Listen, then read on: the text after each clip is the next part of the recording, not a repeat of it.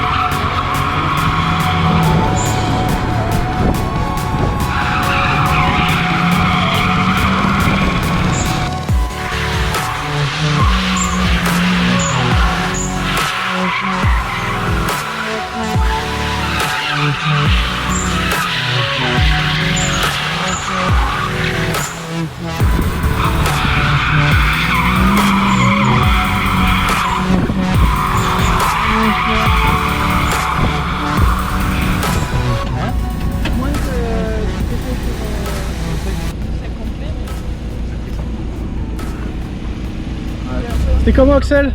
C'était de la balle, je transpire. J'ai mis le chauffage à fond dans la voiture pour pas qu'elle surchauffe.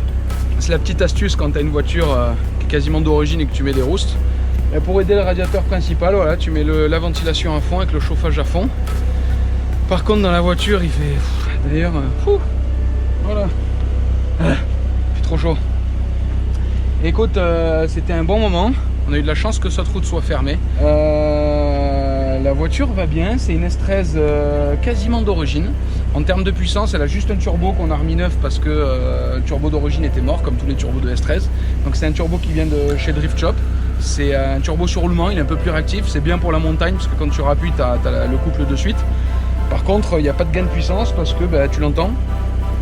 La voiture fait pas de bruit, donc il n'y a pas de ligne d'échappement. C'est une ligne full stock. D'ailleurs c'est bien, ça évite d'emmerder les riverains.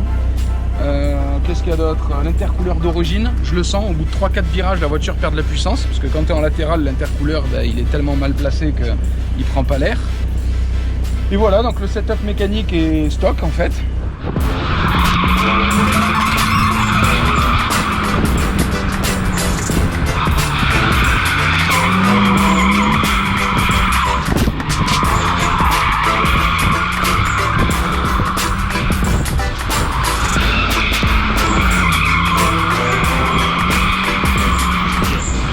Au niveau des trains roulants, il y a 4 combinés filetés que j'avais depuis des années qui traînaient dans un carton.